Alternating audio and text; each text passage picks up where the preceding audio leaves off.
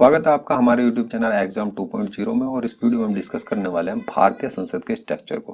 भारतीय संसद के स्ट्रक्चर में हाल ही में जम्मू कश्मीर के यूटी बनने के बाद थोड़ा सा परिवर्तन हुआ है।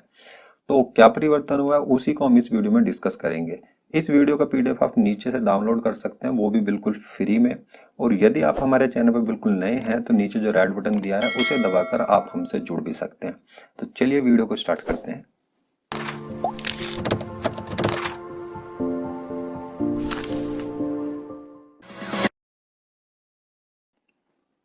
भारतीय संसद की बात की जाए तो भारतीय संसद द्विसदनात्मक व्यवस्था है। एक सदन कहलाता है इसका राज्यसभा और दूसरा सदन कहलाता है लोकसभा। लेकिन संसद यहाँ से ही कंप्लीट नहीं होती, इनके लिए कैंडिडेट की आवश्यकता होती है और वो है भारत के राष्ट्रपति। काफी बार एग्जामों में ऐसे करके क्वेश्चन पूछा जा चुका है कि भारतीय संसद के अभिन्न अंग कौन कौन से हैं। तो भारतीय संसद के जो अभिन्न अंग हैं वो है राज्यसभा, लोकसभा और राष्ट्रपति। इनसे मिलकर ही संसद कंप्लीट होती है। राज्यसभा की बात की जाए तो राज्यसभा को उच्च सदन कहा जाता है, लेकिन उच्च सदन के साथ साथ ही इसे द्वितीय सदन कहते हैं।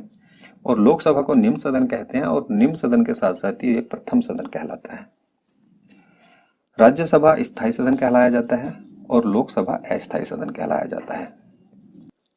लोकसभा को दरअसल अस्थायी सदन क्यों कहा जाता है? क्योंकि लोकसभा का अपना खुद का कार्यकाल होता है। क्योंकि काफी बार सुनने में आता है कि 17वीं लोकसभा का चुनाव था, आने वाले समय में 18वीं लोकसभा के चुनाव होंगे। 17वीं से पहले 16वीं लोकसभा के चुनाव हुए हैं। तो लोकसभा का अपना खुद का कार्यकाल होता है, वो होता है 5 वर्ष का। लेकिन 5 वर्ष से पहले भी इसे भंग किया जा सकता है किसी असामान्य स्थिति में। यदि मंत्रिपरिषद के किसी मंत्री के प्रति अविश्वास प्रस्ताव आ जाता है तो भी लोकसभा को भंग किया जा सकता है। यदि प्रधानमंत्री अपनी मंत्रिपरिषद के साथ खुद रिजाइन दे दे तब भी लोकसभा को भंग किया जा सकता है 5 वर्ष से पहले। और यदि राष्ट्रपति को ऐसा लगे कि मंत्रिपरिषद सही से कार्य नहीं कर रही है तो राष्ट्रपति इसको भंग कर सकता है 5 वर्ष से पहले। लेकिन राज्यसभा के साथ ऐसी कोई कंडीशन नहीं होती। इसके जो सदस्यों का कार्यकाल होता है वो 6 वर्ष का होता है और वो अपने कार्यकाल को कंप्लीट करते हैं। राज्यसभा का अपना खुद का कोई कार्यकाल नहीं होता। आगे बात करें तो राज्यसभा का सदस्य चुनने के लिए न्यूनतम आयु जो होती है वो 30 वर्ष होती है और अधिकतम कितनी भी हो सकती है, लेकिन न्यूनतम जरूरी है कि 30 वर्ष का व्यक्ति होना जरूरी है। लोकसभा की बात की जाए तो लोकसभा के लिए 25 वर्ष का व्यक्ति होना जरूरी है न्यूनतम में, और अधिकतम भी यहाँ पर कितनी भी हो सकती है। कार्यकाल मैंने आपको बताया ये 6 वर्ष का होता है राज्यसभा का। लोकसभा का जो कार्यकाल होता है वो 5 वर्ष का होता है। चुनाव की बात की जाए तो अप्रत्यक्ष रूप से चुनाव होता है राज्यसभा के सदस्यों का। और अप्रत्यक्ष रूप से यानी जनता सीधे वोट नहीं करती, जनता की वोट किसी और के थ्रू डाली जाती है। और वो डाली जाती है विधानसभा के सदस्यों द्वारा। जो निर्वाचित सदस्य होते हैं उनके द्वारा लोकसभा के सदस्यों के लिए वोट की जाती है। और यहाँ पर जो प्रणाली यूज की जाती है वो अनुपातिक प्रतिनिधित्व प्रणाली या एकल संक्रमणीय मत पद्धति का इस्तेमाल किया जाता है। दरअसल ये पद्धति होती क्या है? एकल संक्रमण पद्धति, यदि एक कैंडिडेट खड़ा है तो सिंपली एक के लिए वोट कर देते हैं। लेकिन एक से अधिक कैंडिडेट यदि खड़े होते हैं तो वहां पर वरीयता के हिसाब से वोट डाली जाती है कि पहली पसंद कौन है, दूसरी पसंद कौन है और तीसरी पसंद कौन है। और अनुपातिक प्रतिनिधित्व होता है कि राज्यों से जितने भी सदस्य जाते हैं उनकी वोट इक्वल करने के लिए उनका मत जो है वो समान रहे। किसी राज्य की जनसंख्या कम है और किसी की ज्यादा है तो समान मत रहे, उसलिए अनुपातिक प्रतिनिधित्व प्रणाली अपनाई जाती है। लोकसभा की बात की जाए तो लोकसभा का जो चुनाव होता है वो जनता द्वारा प्रत्यक्ष रूप से होता है। जनता सिंपली वोट करने जाती है लोकसभा के सदस्यों के लिए। राज्यसभा की बात की जाए तो राज्यसभा राज्यों का प्रतिनिधित्व करती है और वहीं लोकसभा राष्ट्र की जनता का प्रतिनिधित्व करती है।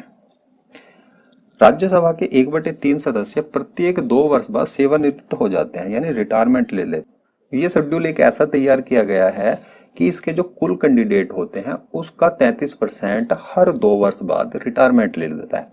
या ये कहें कि 1/3 सदस्य हर 2 वर्ष बाद रिटायर हो जाते हैं। लोकसभा को लोकप्रिय सदन कहा जाता है।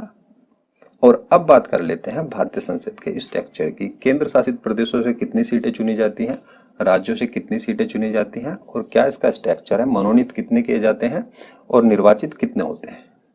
भारतीय संसद की बात की जाए तो भारतीय संसद को संविधान के भाग 5 में बताया गया है और इसके लिए जो अनुच्छेद आ जाता है वो 79 आता है। वहीं राज्यसभा की बात की जाए तो राज्यसभा जो है भारतीय संविधान के अनुच्छेद 80 में है और लोकसभा 81 में है। अब देख लेते हैं राज्यसभा के स्ट्रक्चर को। राज्यसभा का स्ट्रक्चर देखिए दो तरीके से बताया गया है, एक अधिकतम सदस्य संख्या और एक वर्तमान सदस्य संख्या। अधिकतम सदस्य संख्या की बात की जाए तो अधिकतम सदस्य संख्या से मतलब ये है कि अधिकतम इससे ज्यादा नहीं हो सकती, जितनी सदस्य संख्या बताएंगे उससे अधिक नहीं हो सकती। और वर्तमान में हमारे पास कितनी सदस्य संख्या है, तो अधिकतम की बात की जाए तो हमारे पास 250 सदस्य संख्या है और वर्तमान में ये सदस्य संख्या 245 है। तो 250 से अधिक नहीं कर सकते, इसके लिए एक बिल पास किया गया था और 2026 से पहले 250 से ज्यादा सदस्य संख्या अधिकतम में नहीं कर सकते। सबसे पहले अधिकतम का स्ट्रक्चर देख लेते हैं कि अधिकतम के स्ट्रक्चर में राज्य से कितने सदस्य चुने जाते हैं और केंद्र शासित प्रदेशों से कितने सदस्य चुने जाते हैं। अधिकतम में देखिए दो तरह से सदस्य आते हैं, एक तो मनोनीत और दूसरे आ जाते हैं निर्वाचित। मनोनीत की बात की जाए तो मनोनीत 12 सदस्य किए जाते हैं राष्ट्रपति के द्वारा। साहित्य, कला, विज्ञान कुछ ऐसे क्षेत्र बताए गए हैं, तो उनसे 12 सदस्य राष्ट्रपति चुनकर मनोनीत कर देता है, उनके लिए चुनाव नहीं होता।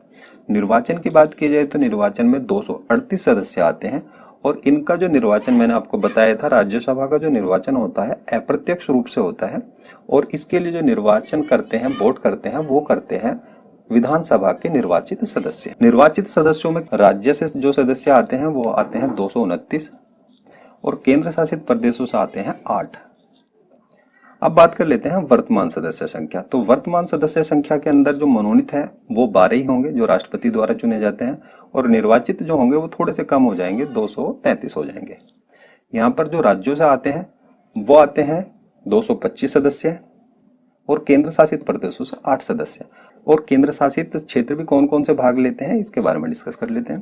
देखिए यहाँ पर 3 केंद्र शासित प्रदेश भाग लेते हैं। पहला दिल्ली जिसकी 3 सीटें हैं, पांडिचेरी की 1 सीट है और हाल ही में जुड़ा है जम्मू कश्मीर, इसकी 4 सीटें हैं। तो राज्यसभा के सदस्य चुनने के लिए कौन कौन से केंद्र शासित प्रदेश भाग लेते हैं, दिल्ली, पांडिचेरी और जम्मू कश्मीर। अब बात कर लेते हैं लोकसभा के स्ट्रक्चर की। तो लोकसभा का स्ट्रक्चर भी अधिकतम संख्या पर होगा और वर्तमान सदस्य संख्या पर होगा। अधिकतम सदस्य संख्या की बात की जाए तो 552 हो सकती है और वर्तमान में जो सदस्य संख्या है वो 545 है। तो यहाँ पर 7 सीटें स्पेयर में है, 7 सीटें बढ़ाई जा सकती हैं 2026 तक। तो ऐसे नहीं है कि 552 से ज्यादा कर सकते हैं, वो 2026 तक का शेड्यूल है, उसके बाद कोई नियम कानून बनेंगे तब ज्यादा संख्या हो सकती है अधिकतम की।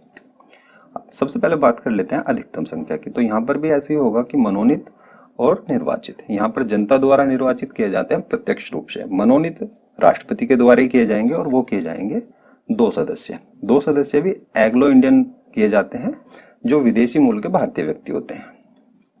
अब निर्वाचन के शेड्यूल में देख लेते हैं। निर्वाचन का जो शेड्यूल है 550 का है और इसमें राज्यों से जो आते हैं वो 530 सदस्य चुने जाते हैं और केंद्र शासित प्रदेशों से 20 सदस्य चुने जाते हैं।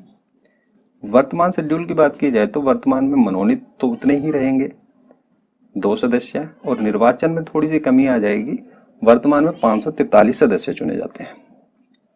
यहाँ पर राज्यों से जो सदस्य आते हैं वो आते हैं 524 और केंद्र शासित प्रदेशों से 19 सदस्य चुने जाते हैं। और केंद्र शासित प्रदेशों में यहाँ पर जो सर्वाधिक सीटें हैं वो हैं दिल्ली के पास 7 सीटें, अन्य से अब बन जाती हैं 12 सीटें। तो टोटल केंद्र शासित प्रदेशों की 19 सीटें हैं। तो ये था मार्च 2020 तक की बिल्कुल अपडेटेड लिस्ट जिसको हमने डिस्कस किया है। यदि आपको वीडियो पसंद आई है, क्योंकि मैं ऐसी एनिमेशन वीडियो बनाता रहता हूँ, यदि आपको ये वीडियो पसंद आई तो उसे लाइक और शेयर करें और नीचे जो सब्सक्राइब का बटन है उसे दबाकर हमसे जुड़ सकते हैं। धन्यवाद।